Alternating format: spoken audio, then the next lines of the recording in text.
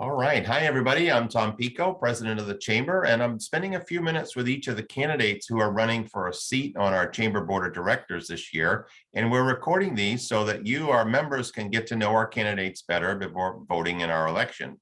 Annually, as you may know, our members have the opportunity to elect 3 people to the Chamber's 18-person board, and then our existing board elects 3 more members from the remaining pool of candidates. So we have 6 new board members each year.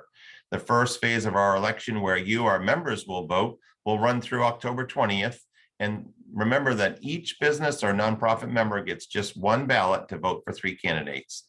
Today, I am pleased to be joined by Dan Pease, who owns Rock Harbor Brewing Company. And Dan is also a current member of the Chamber Board running for re-election. So Dan, thanks for spending a few minutes with me today.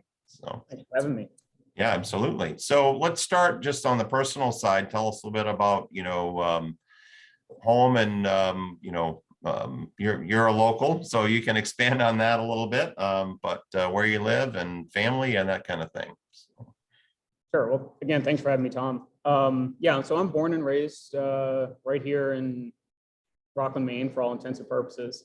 My parents both live and worked here. Both my mother and my grandfather are past presidents of the chamber, so they were always actively involved. I currently live right here in town, over by the golf course, and have 2 businesses here. And as far as other family goes, I have 3 sisters that all live within the state of Maine, and I have a 8-year-old little girl. Her name is Madeline. She goes to Ash Point Community School. Super. That's great. So tell us a little bit about Rock Harbor Brewing. And I think a lot of people are familiar, but in there, as you indicated, there's a few different aspects to that. So share with everybody a little bit about your operation. Sure. So I own 2 different businesses. One is Rock Harbor Pub, which is located at 416 Main Street. We've been there for 10 years, which doesn't seem possible, but here we are. Right. I've been through a lot of changes in downtown Rockland, seen a lot of new businesses come in, seen a few go out, seen changes with the art community and the downtown events that happen. And it's been a very interesting opportunity to really see business ebb and flow out of the heart of downtown. So we still operate there currently. We've modified that place a little bit over the last year or so as the pandemic has done whatever the pandemic has done. But we continue to be fluid and try to come up with solutions like a lot of businesses and a lot of our chamber members are trying to do every day. Right. I see everything that they're seeing, I'm seeing. And so again, it's been an interesting ride, and we're just adapting like everybody. I also own, as an offshoot of that, Rock Harbor Brewing Company. So Rock Harbor Pub, we started after a couple years being just a restaurant. I put a brewery in that location and started brewing beer in downtown Rockland. That went really well. We were providing beer mainly just for the pub, and then had an opportunity to purchase a building out on Payne Avenue. And Payne Avenue is Route 1. We're across from Maritime Energy. A lot of people don't know that we're out here and what we're up to, but essentially we're brewing beer for not only our location downtown, but we're brewing beer for the entire state of Maine. So we can our beer. We also keg it for restaurants. You can find us in grocery stores and convenience stores. Currently, we span the entire state of Maine, and we're moving next month into Rhode Island and Massachusetts. Wow, that's great. So super. So outside of Rock Harbor, talk a little bit about other, ways that you've been engaged in the community, or, other organizations or boards that you're involved with, that kind of thing. Yeah, so in the past, I've been a member of the Rockland Kiwanis. I was a member of that for several years. I was a member of the Lobster Festival Association and was in charge of all the vendors for that for 6 or 7 years. Mhm. Currently, I'm the chair of the Ducks Unlimited board, which does an annual benefit, which we'd like to get back up and going in the coming years, but that's been a little bit of a stall, again, due to COVID. A member of the chamber and have been for 10 years, and also part of the board for the chamber. I am currently on the board for Rockland Main Street as well. Just came onto that. We've only had one meeting so far that I've been a part of, but that's a 3-year term, so I'll be participating in that for quite a while, which is great because I'm right there. And Rockland Main Street does a great job with organizing events and all kinds of other fundraisers and things like that that benefit downtown. Recently just did a golf tournament for the Veterans Memorial group that is in Maine. And if people aren't familiar with that, out at the American Legion, there is a Veterans Memorial wall. So we raised money to not only for the upkeep of that, but to allow people to put more plaques up. And if you haven't visited it, I would definitely recommend that. Yeah, that's pretty impressive.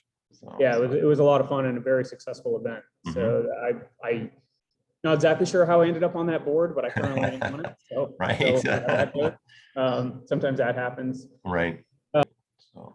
So as I said in the beginning, you're currently a member of the chamber board running for re-election, and I think it's fair to say that it's the last 3 years, well, especially the last 18 months, has been a little bit of a tough time to be on any board because we can't meet in person and trying to keep connected by Zoom, and we've like many organizations, it's been challenging to really get engaged in person, and we feels like hopefully we're coming out of that now. I know, Dan, you and our board just participated in a retreat where we really tried to look at what are some things that the chamber as an organization can tackle in the future. So just talk a little bit about what you're hoping for in a second term on the chamber board, and maybe if some things that we could do that we weren't able to do previously because of the pandemic that you might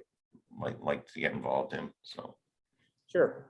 Yeah, I think to your point, Tom, really difficult time to be part of an organization for multiple reasons. One, the Zoom calls are difficult and tend to be they're impersonal, which right. makes it hard to have a real conversation and not bump into somebody else and all those things that happen.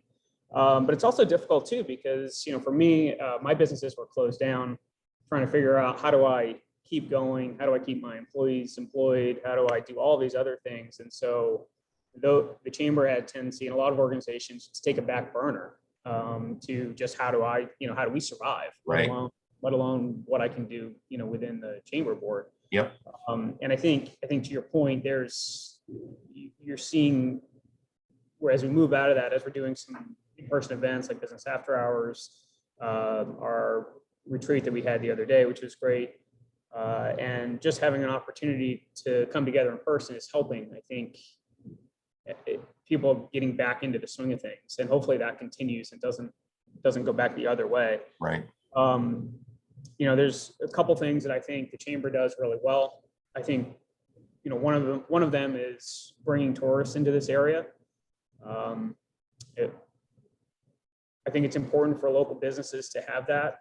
I think local businesses this year, unfortunately, were struggling so hard with their staffing that maybe those tourists didn't get the service that they should have in a lot of instances. So hopefully next year we are all able to adapt and make that happen. But I think the other thing that the chamber does really well is bringing other business leaders and owners together to talk about what's going on in the community. How do we reach out to them? What types of things are important to not only their employees, but to their families and their friends? And how do we put programs and events together that are going to benefit everybody the most, as well as, keeping the chamber alive and everything. So I think the chamber does a nice job in the outreach of that. So the Business After Hours, I think, is key. And then some of the events we do, like the golf event and the gala and all that, that if we can just continue to make those in-person events, I think it'd be valuable. Yep, for sure. Great.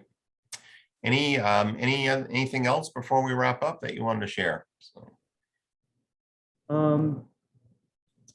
I think, having been a part of the board in a difficult time, I'm looking forward to moving past that, being able to actually like sit down and, okay, let's talk about some real events. Right. Let's raise some money for the chamber, but let's also get those community events where people are having fun and getting together with their families and their friends.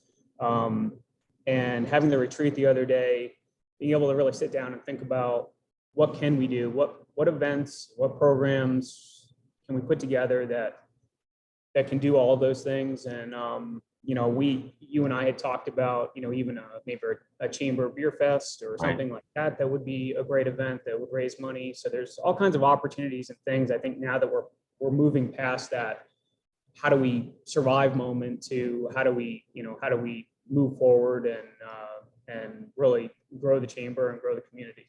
Absolutely. Great. Dan Pease from Rock Harbor, thank you for your willingness to serve again and for spending a few minutes with me today. Thank you. Thanks.